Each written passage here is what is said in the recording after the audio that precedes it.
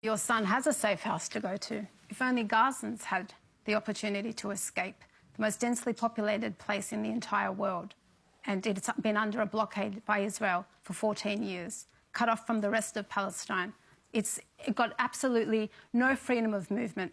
And so when you have a military power backed and funded by the US, $3.8 billion a year, you have the state-of-the-art advanced weapons, dropping bombs on civilians, and you're talking to me about the safety of Israelis? Where are Palestinians in Gaza supposed to go to? Your son's puppy, your son's dog was scared. There are children who were massacred and slaughtered. 9 Palestinian families have been wiped off the civil registry. Just yesterday, there was a tweet about that. 9 Palestinian families no longer exist, obliterated. And you're talking to me about Israeli safety? Israel has state-of-the-art weapons defence system and missile defence system. Where do Palestinians go when they are being bombarded by the IDF, by one of the most powerful nuclear powers in the world? Where is their protection? Where are the people there to protect them from that onslaught? And Israel is targeting civilians. Yes, it is targeting civilians. Israel has access to, because it is the occupier, the population registry for Palestine. So it has the names, the ages, the residential addresses of every single Palestinian in Gaza, which is why it can make a phone call to say we're going to bomb this residential tower at so-and-so time.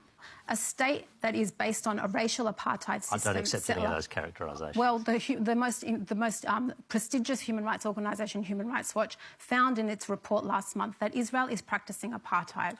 To be clear, they talked about a form of apartheid. I mean, they weren't calling it an apartheid state. Hamish, if Palestinian intellectuals, activists, lawyers have for years been recording, and Israeli human rights organisations, that Israel is a settler apartheid state. It is an apartheid state that preferences one racial group over another. It is infused in every single aspect of its legal processes, its ethnic cleansing, its depopulation processes, its military occupation, its brutal military occupation in the West Bank, in East Jerusalem, in Gaza, its brutal siege on Palestinians in Gaza.